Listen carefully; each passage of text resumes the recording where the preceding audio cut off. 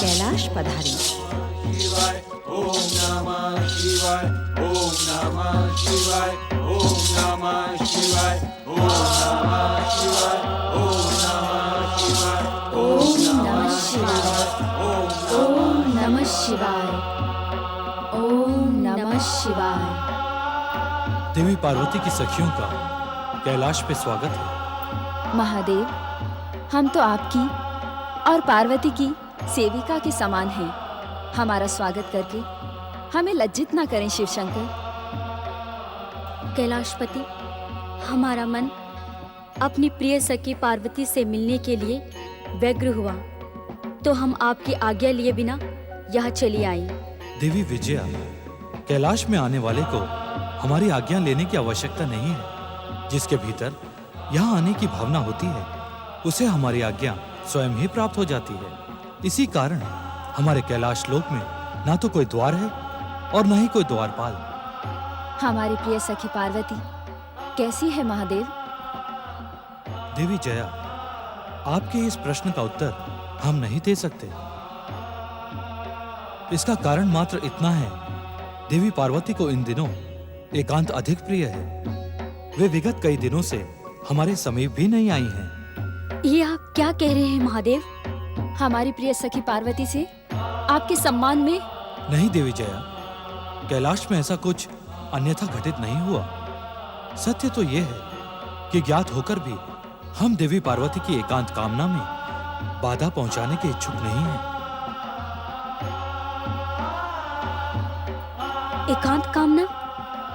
हम कुछ समझे नहीं महादेव। आप दोनों देवी पार्वती की अभिन्न सखियां हैं। देवी पार्वती के समीप पहुंचकर आपको स्वयं ही उनकी एकांत कामना का ज्ञान हो जाएगा। आप दोनों देवी पार्वती की मानसिक स्थिति को लेकर चकित ना हो।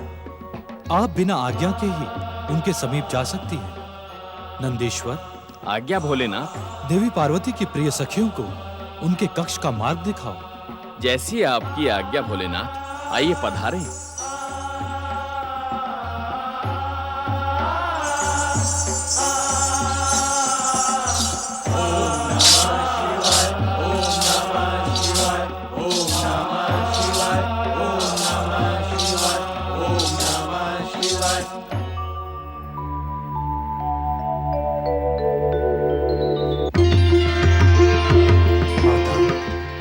माता,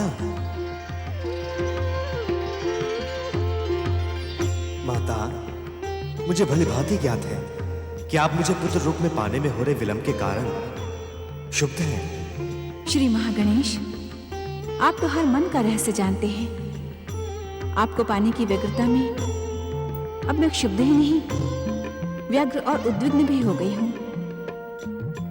आप कब तक नियति का सम्मान करते हुए मुझे दिए गए वचन की उपेक्षा करेंगे श्री महागणेश? उपेक्षा का तो प्रश्न ही नहीं उठता माता। सत्य तो यह है कि इस समय हम आपके पुत्र रूप में अवतार धारण करने की परिस्थितियों को ही उत्पन्न कर रहे हैं। अर्थात? माता, इस अर्थात का अर्थ शीघ्र ही आपके सम्मुख प्रकट होने वाला है। विश्वास करें माता, मेरे अवतार धारण करने योग्य परिस्थितियों ने जन्म ले लिया है। अब विलंब नहीं होगा माता।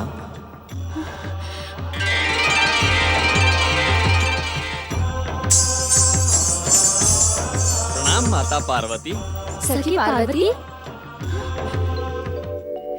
जया विजया।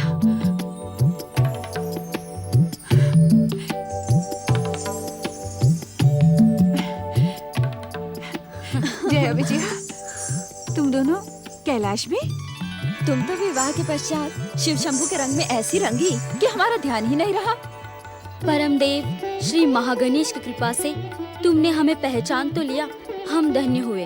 व्यंग के ऐसे कठोर शब्द कहने वाली तुम दोनों, पहले मुझे ये बताओ, इतने समय तक तुम्हें मेरा स्मरण भी नहीं आया? कितनी निष्ठुर हो तुम दोनों। नंदीश्वर, अपनी सखियों को देखकर देवी पार्वती प्रसन्न हुई अथवा नहीं? माता अति प्रसन्न हुई। प्रसन्नता से भाव विभोर होकर अपनी सखियों के गले लग गईं। उनको प्रसन्न देखकर भोलेनाथ मैं भी बहुत प्रसन्न हुआ। किंतु इस समय तुम प्रसन्न नहीं, उदास दिखाई पड़ रहे हो नंदी। क्या तुम्हारी प्रसन्नता केवल पार्वती के कक्ष तक ही सीमित थी? क्या तुम अपनी प्रसन्नता हमारे व शिवगणों के साथ बांटने के इच्छुक नहीं हो? प्रभु, मेरी उदासी का कारण कुछ और है। क्या हम उसे ज्ञात नहीं कर सकते? आपसे किसके मन का रहस्य छुपा है भोलेनाथ? सत्य तो ये है कि मुझे चिंता इस बात की हो रही है कि माता पार्वती इन दिनों उदास रहती है और आपसे भी दूर रहती है। न जाने किस विचार में खोई रहती है। भोलेनाथ, कुछ ऐसा उपाय करें कि माता पहले के समान सदा प्रसन्न रहें। आप मेरे निवेदन पर मौन क्यों हो गए स्वामी? नंदी महाराज, देवी पार्वती को प्रसन्न करना हमारे लिए अत्यंत कठिन है।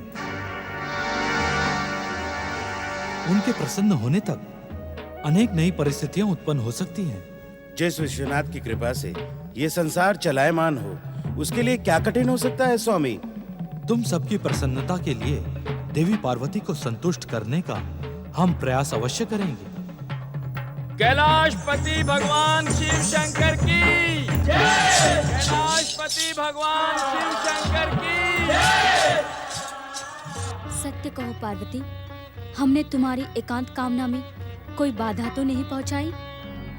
हमने तो सुना था कि विवाह के पश्चात सखियों में वैसी मित्रता नहीं रहती, किंतु तुम इतना बदल जाओगी, इसका तनिक भी हमें विश्वास नहीं था। पार्वती, हमसे तो तुम कोई बात नहीं छिपाती थी। सत्य कहो, तुम्हारा शिवशंकर से ना मिलने का क्या कारण है? हम तो तुमसे मिलने के लिए व्यग्र थी और यही व्यग्रता हमें शिव आज्ञा बिना कैलाश ले आई, किंतु यहाँ की स्थिति देखकर हम कुछ समझ नहीं पा रही हूँ। तुमने स्वयं को एकांत में बंदी क्यों बना लिया है पार्वती? तुम्हारी एकांत कामना क्या है सखी पार्वती? बताओ ना सखी, तुम्हारी एकांत कामना क्या है? हो सकता है जिस प्रेरणा से हम यहाँ आई हैं, वो तुम्हारी एकांत कामना से ही जुड़ी हो। सखी, परम देव श्री महागणेश मेरे साथ आंख मिचौली का खेल खेल रहे हैं। उन्होंने मुझे वचन दिया था कि वो मेरे पुत्र के रूप में अवतार धारण करके मेरी जन्म जन्मांतर की मनोकामना पूर्ण करेंगे, परंतु अब तक उन्होंने अपना ये वचन पूर्ण नहीं किया। यही कारण है जया विजया कि अब मुझे कुछ अच्छा नहीं लगता। अपनी मनोकामना की पूर्ति के लिए मैं निरंतर उनका ध्यान करती रहती हूँ। मेरे जन्म जन्मांतर की अपूर्ण मनोकामना पर तुम दोनों मुस्कुरा रही हो। इस असमय हास्य का कारण? ये हास्य असमय नहीं है सखी, और हम तुम्हारी अपूर्ण मनोकामना पर नहीं हंस रही हैं। चकित न हो सके, हम तो तुम्हारे निर्णय पर हंस रही हैं। निर्णय पर? तनिक ये तो बताओ कि पतिदेव से दूर रहकर तुम्हारी जन्म जन्मांतरों की मनोकामना कैसे पूर्ण होगी? तुम दोनों के आने से पूर्व परम देव श्री महागणेश अदृश्य रूप में यहाँ आए थे और उन्होंने मुझसे कहा कि अब उनके अवतार धारण करने में अधिक विलंब नहीं होगा, किंतु स्वामी की सेवा में जाने के लिए तो नहीं कहा उन्होंने मुझसे। अरे अरे, क्रोधित ना हो सखी, तुम्हारी इसी दृष्टि से तो हम सदा भयभीत रहती थी। क्रोधित ना हूँ तो और क्या करूँ? एक तो मेरी मनोकामना पूर्ण नहीं हो रही है और ऊपर से जब से तुम दोनों आई हो मुझ पर व्यंग के प्रहार किए जा रही हो। इसका कारण जानती हो क्या है? क्या है? ऐसा प्रतीत होता है कि अब तक तुमने विधिवत श्री महागणेश की पूजा नहीं की। हाँ सखी, हमने सुना है कि श्री महागणेश बिना पूजा और आराधना के प्रसन्न नहीं होते। तुम दोनों बावली तो नहीं हो गई हो? मैं अपने होने वाले पुत्र की पूजा आराधना करूंगी। इस समय परम देव श्री महागणेश तुम्हारे पुत्र नहीं हैं। वे अपनी इच्छा से इस सृष्टि को उत्पन्न करने वाले परम पुरुष पुरुषोत्तम हैं। सखी पार्वती, तुम्हारे पुत्र रूप में जन्म लेकर भी परम देव श्री महागणेश उसी प्रकार पूजनीय रहेंगे। यही तो उनकी लीला है। इस लीला के रहस्य को समझो सखी। संभवतः तुम दोनों सत्य कह रही हो। तो सर्वप्रथम अपने मन में श्री महागणेश की पूजा और आराधना का संकल्प करो। चलो सखी, हम तुम्हें परम देव श्री महागणेश का विधिवत पूजन करने के लिए स्नान करवा दे। क्या तुम दोनों मुझे यहाँ स्नान करवाने आई हो? हम तो अपनी सखी से मिलने और उसके साथ रहने आई हैं। बाद में तुम्हें अपने साथ हिमाचल ले जाएंगे। तुम्हारी जन्म जन्मांतरों की मनोकामना पूर्ण करने में सहयोग देना हमारा सौभाग्य और परम कर्तव्य है। हमारी बातों की श्रृंखला तो समाप्त होने वाली नहीं है। चलो सखी, स्नान घर चल के स्नान करो। उसके पश्चात हम भी तुम्हारे साथ श्री महागणेश की पूजा आराधना करेंगे। माता, मेरे द्वारा उत्पन्न परिस्थितियां अब आपके सम्मुख आ गई हैं। सत्य माता, अब अधिक विलंब नहीं होगा। उस ओर स्नान गृह है, तुम लोग चलो, मैं अभी आती हूँ। जैसी ठीक है। तुम्हारी इच्छा।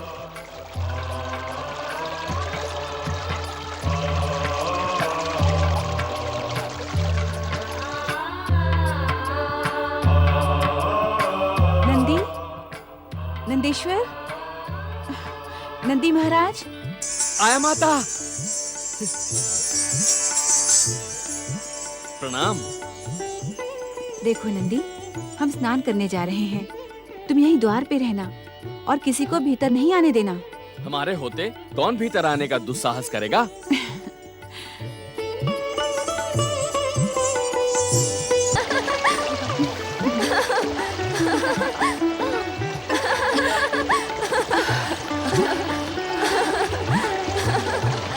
तुम लोगों ने कैलाश आकर मुझ पर बड़ा उपकार किया है। मैं अत्यंत प्रसन्न हूँ। मेरी सारी चिंताएं दूर हो गई।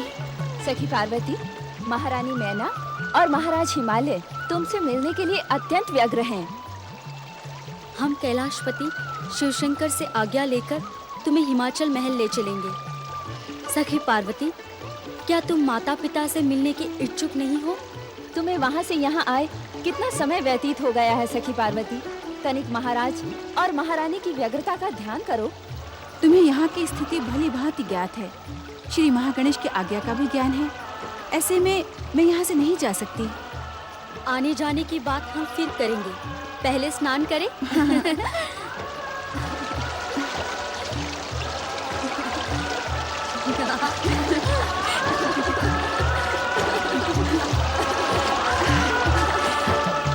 सत्य सखी पार्वती, कैलाश का वातावरण स्वप्न और कल्पना से भी अधिक सुंदर है। अगर तुम यहाँ आकर हिमाचल को भूल गई हो तो तुमने कुछ अनुचित नहीं किया। कैलाश से जाने का तो मन ही नहीं करता। हाँ पार्वती, कितना एकांत है यहाँ। यहाँ के कण कण में देवत्व की अनुभूति होती है। इस शांति का रहस्य क्या है पार्वती? द्वार पर नंदी खड़ा है, वही इस शांति का रहस्य है। और उसकी उपस्थिति में कोई भीतर प्रवेश नहीं कर सकता।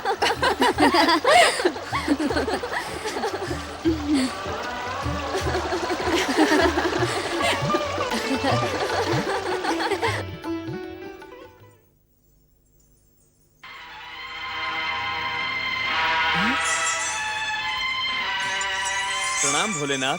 नंदी, क्षमा करें भोलेनाथ, भीतर जाने की आज्ञा नहीं है। किसे आज्ञा नहीं है? किसी को भी नहीं। किसी को भी? अर्थात महादेवी की आज्ञा है कि किसी को भी भीतर प्रवेश ना करने दिया जाए। क्षमा करें भोलेनाथ, मैं तो महादेवी की आज्ञा के वश में हूँ।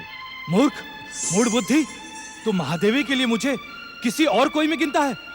मैं महादेवी का पति हूँ। ये तो सारा संसार जानता है कि आप महादेवी के पति हैं, किंतु मैं तो महादेवी की आज्ञा का पालन कर रहा हूँ। महादेवी की आज्ञा का पालन करते समय महादेव की आज्ञा का क्या होगा नंदी? महादेव की आज्ञा तो नंदी के लिए परम कर्तव्य है स्वामी। तो मैं तुझे आज्ञा देता हूँ कि मेरे मार्ग से हट जा नंदी। ऐसी आज्ञा ना दे भोलेनाथ जो महादेवी की आज्ञा के विरुद्ध हो। मूर्ख, मूढ़ बुद्धि, तू संसार में मेरा सेवक, मेरा वाहन कहलाता है। शिवांश से जन्म पाता है और आज्ञा महादेवी की मानता है। रहस्य की बातें तो मैं नहीं जानता भोलेनाथ, किंतु इतना अवश्य जानता हूँ कि आप और महादेवी अभिन्न हैं। आप दोनों में अंतर करना महापाप है। बता नंदी, शिव और पार्वती में श्रेष्ठ कौन है?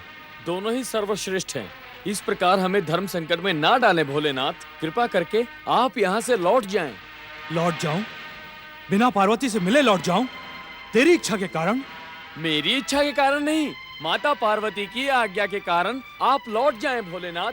क्यों ना मैं तुझे ही लौटा दूं। चल हट जा मेरे रास्ते से।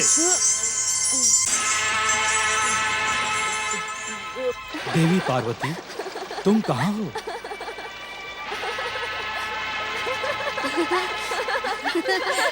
देवी पार्वती,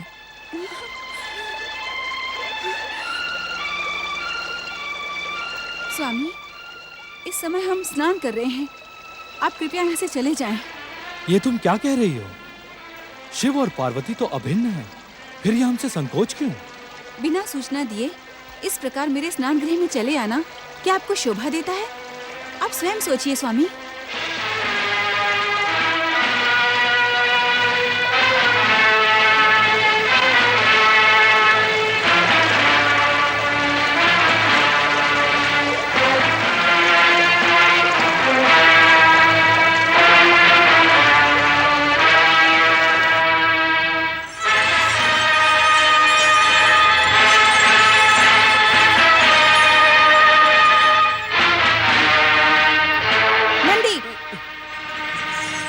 नंदी, मैंने तुमसे क्या कहा था कि जब तक मैं स्नान गृह में रहूं कोई भीतर प्रवेश न करे। फिर स्वामी को तुमने रोका क्यों नहीं? रोका था माता, रोका था। रोका था? किसे रोका था? तुम्हारे रोकने से कौन रुका? स्वामी भीतर आ गए, तुम इसे रोकना कहते हो? मैंने भोलेनाथ से कहा था माता कि आप भीतर स्नान कर रही हैं, किंतु उन्होंने मेरी एक ना सुनी। मैंने आपकी आज्ञा का बार बार उन्हें स्मरण कराया, किंतु वे मुझे त्रिशूल से धकेलकर भीतर चले गए माता।